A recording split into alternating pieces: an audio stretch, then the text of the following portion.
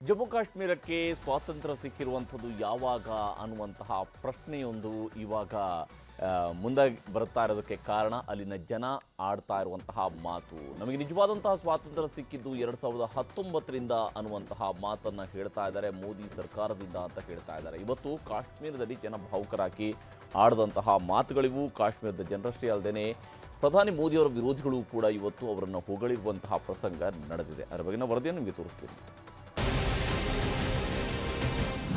मेरे जम्मू कश्मीर में आईआईएम नहीं होना चाहिए, आईआईटी नहीं होना चाहिए? क्या यहां के नौजवान पढ़ लिख करके हिंदुस्तान के अंदर अपना नाम रोशन नहीं कर सकते? शैक्षिक संस्थाओं का जो विकास होना चाहिए उसको करने में भी न जम्मू कश्मीर की सरकार को भरोसा है और न ही दिल्ली सरकार को विश्वास। 2013ರಲ್ಲಿ ನರೇಂದ್ರ ಮೋದಿ ಚುನಾವಣಾ ಪ್ರಚಾರದಲ್ಲಿ ಆಡಿದ ಮಾತುಗಳಿವು. ಈಗ 2024ರಲ್ಲಿ ಅವತ್ತು ಆಡಿದ ಮಾತುಗಳೆಲ್ಲ ನಿಜವಾಗಿದೆ. ಜಮ್ಮು ಕಾಶ್ಮೀರದ ಯುವ ಪೀಳಿಗೆಯ ಕನಸು ನನಸಾಗಿದೆ. ಜಮ್ಮುವಿನಲ್ಲಿ ಇವತ್ತು ಪ್ರಧಾನಿ ಮೋದಿ ಒಟ್ಟು 32,000 ಕೋಟಿ ರೂಪಾಯಿಯ ಶಿಕ್ಷಣ, ರೈಲ್ವೆ, ವಿಮಾನಯಾನ ಮತ್ತು ರಸ್ತೆ ಕ್ಷೇತ್ರಗಳಿಗೆ ಬಹು ಅಭಿವೃದ್ಧಿ ಯೋಜನೆಗಳ ಉದ್ಘಾಟನೆ ಮತ್ತು ಶಂಕುಸ್ಥಾಪನೆ ನೆರವೇರಿಸಿದ್ರು. ಜಮ್ಮು ಕಾಶ್ಮೀರದಲ್ಲಿ ಮೊಟ್ಟ ಮೊದಲ ಐಐಟಿ, ಐಐಎಂಗಳನ್ನ ಲೋಕಾರ್ಪಣೆ ಮಾಡಿದ್ರು.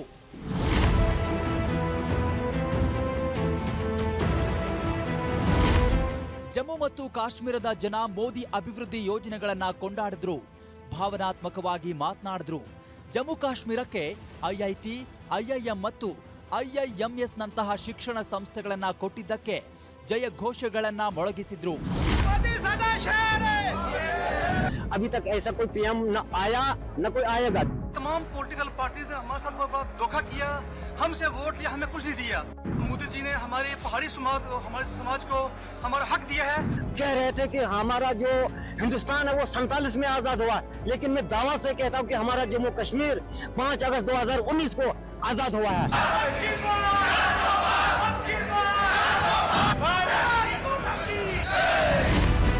ಮೋದಿ ಸರ್ಕಾರವನ್ನ ಜಮ್ಮು ಕಾಶ್ಮೀರದ ಜನರಷ್ಟೇ ಹೊಗಳಲಿಲ್ಲ. ಮೋದಿಯನ್ನ ರಾಜಕೀಯವಾಗಿ ಟೀಕಿಸೋ, ದ್ವೇಷಿಸೋ ಜಮ್ಮು ಕಾಶ್ಮೀರದ ನ್ಯಾಷನಲ್ ಕಾನ್ಫರೆನ್ಸ್ ಮುಖ್ಯಸ್ಥ ಮಾಜಿ ಸಿಎಂ ಫಾರೂಕ್ ಅಬ್ದುಲ್ಲಾ ಕೂಡ ಸಲಾಂ ಹೇಳಿದ್ರು.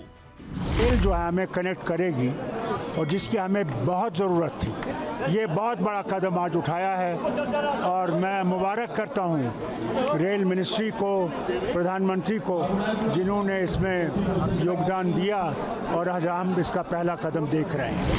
ಜಮ್ಮು ಕಾಶ್ಮೀರದ ವಿವಿಧ ಯೋಜನೆಗಳ ಫಲಾನುಭವಿಗಳ ಜೊತೆ ಮೋದಿ ಸಂವಾದ ನಡೆಸಿದ್ರು. ಬಂಡೀಪೋರಾದ ಫಲಾನುಭವಿ ಶಹೀನಾ ಬೇಗಂ ಹಿಂದಿನ ಜಮ್ಮು ಕಾಶ್ಮೀರದ ಮಹಿಳೆಯರ ಆರ್ಥಿಕ ಸ್ಥಿತಿಗೂ ಇಂದಿನ ಜಮ್ಮು ಕಾಶ್ಮೀರದ ನಾರಿಯರ ಆರ್ಥಿಕ ಬದುಕಿನ ಬದಲಾವಣೆಯನ್ನ ಮನಸಾರೆ ಹೊಗಳಿದ್ರು. ये एक तो मेरा रोजगार, मेरे हस्बैंड का रोजगार, मेरे बच्चों की अच्छी खासी परवरिश, मेरे घर का अच्छा खासा खर्चा, इसके साथ साथ 5 एसएचजी मेंबर्स मेरे साथ वहाँ काम करते हैं जिनका रोजगार उसी यूनिट से निकलता है. जब मेरा रोजगार, मेरे हस्बैंड का रोजगार, घर में अच्छी खासी बचत आई, हम दूसरों को रोजगार देते हैं, मुझे लगा कि शायद मैं आज की डेट की लखपति दीदी बन गई. ಇದೆಲ್ಲ ಜಮ್ಮು ಕಾಶ್ಮೀರದ ಜನರ ಇವತ್ತಿನ ಮಾತುಗಳು. ಉಗ್ರವಾದ ಬಾಂಬ್ ಸ್ಫೋಟ, ರಕ್ತಪಾತದಲ್ಲಿ ನೊಂದು ಬೆಂದಿದ್ದ ಜನರಲ್ಲಿ ಅಭಿವೃದ್ಧಿಯ ಆಲೋಚನೆಗಳು, ಬದಲಾವಣೆಯ ಪರ್ವಗಳು ಮೊಳಕೆಯೊಡೆದಿವೆ. ಇದಕ್ಕಿಂತ ಇನ್ನೇನು ಬೇಕು ಅನ್ನೋದು ಪ್ರಜ್ಞಾವಂತರ ಮಾತು.